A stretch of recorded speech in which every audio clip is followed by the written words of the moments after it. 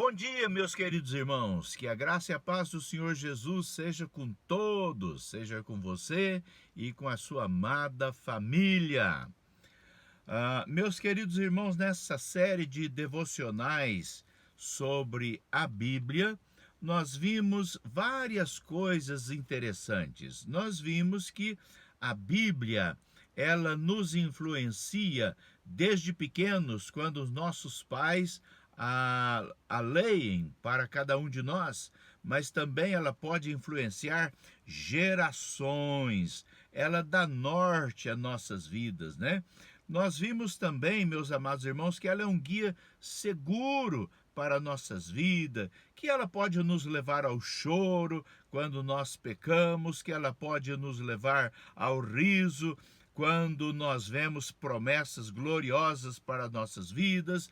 Enfim, nós vimos que a Bíblia, ela tem uma influência, ela tem um poder influenciador sobre nossas vidas, ela tem um poder transformador sobre cada um de nós. E por que ela exerce tanta influência sobre nossas vidas, sobre cada um de nós?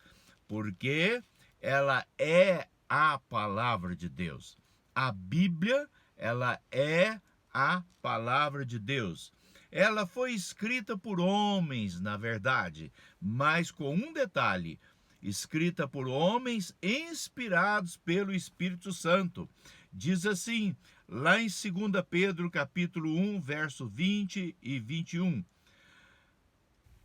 Sabendo primeiramente isto, que nenhuma profecia da Escritura é de particular interpretação. Por quê?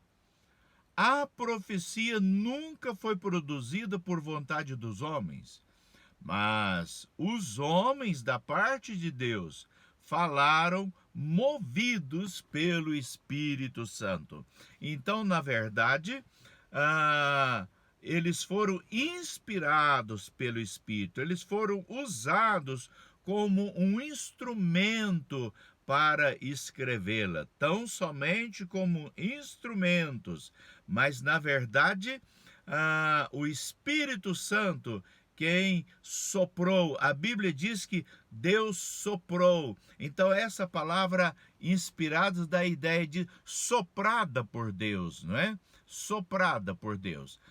Nós vemos casos em que, inclusive nós vimos, né, em que Deus vai ditando ao profeta e o profeta vai falando para a outra pessoa, para que essa pessoa vá escrevendo no livro. Então, Deus falou de muitas maneiras, né? Ele falou pelo Espírito Santo, mas de várias maneiras. Então, há pessoas que tiveram visões, há pessoas que ouviram a voz de Deus. Com Moisés, Deus falava cara a cara.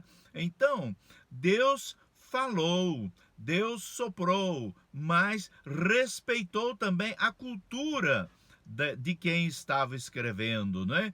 Quando o escritor tem uma visão e nesta visão ele ouve um som, então muitas vezes o som mais parecido que ele conhecia era com o som de muitas águas e assim por diante. Deus respeita a cultura, Deus respeita o homem, o que ele conhece na época, para colocar no livro. E assim nós temos a nossa querida Bíblia. Veja, é impossível que não seja a palavra de Deus, porque nós sabemos que antigamente a Bíblia era escrita em rolos. Nós não tínhamos ela como um livro só hoje. Na verdade, ela não é um livro, né? Ela é composta de 66 livros. Encadernaram todos juntos, né? A palavra Bíblia é plural. Então nós temos aí uma biblioteca na mão, na verdade. Então ela é composta de 66 livros. E o interessante é que o primeiro livro, ou seja, o primeiro rolo, né, foi escrito em torno do ano 1400 antes de Cristo, não é? E assim, ao longo da história, os rolos foram sendo escritos por vários escritores, e o último livro que nós temos, que é o de Apocalipse, foi escrito em torno do ano 100. Então, a grosso modo, nós temos aí um período de 1500 anos, desde o primeiro livro até o último livro. Então, imaginam, 66 livros, escritos por cerca de 40 autores diferentes. 40 autores, vivendo em épocas diferentes, com culturas diferentes. Então, um não conheceu o outro, não é? Um não conviveu com o outro. Então, escolaridade diferentes. Por exemplo, nós temos alguns escritores que eram pescadores, homens semi-analfabetos, mas nós tivemos pessoas estudadas. Por exemplo, Moisés, ele foi instruído em toda a ciência dos egípcios, diz a Bíblia, não é?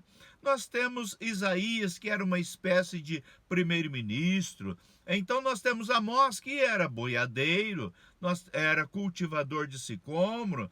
Nós temos então pessoas totalmente diferentes, vivendo em épocas diferentes, não é? Com culturas diferentes. Entretanto, quando nós não sabemos disso, vamos supor que nunca ninguém me explicou nada e eu começo a ler a Bíblia, eu tenho a impressão que foi uma só pessoa que a escreveu. Por quê?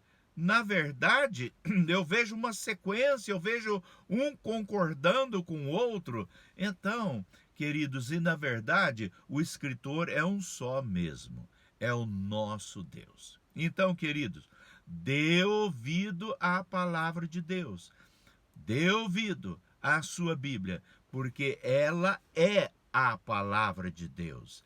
Ela é a palavra de Deus. Nós vemos que um escritor não contradiz o outro. Então, às vezes as pessoas querem arrumar contradições, mas quando nós estudamos um pouco mais, nós vemos que são especulações, não é? As pessoas querem tão somente ridicularizar a Bíblia, mas quando nós estudamos com mais profundidade, nós vemos que não há contradição, não há.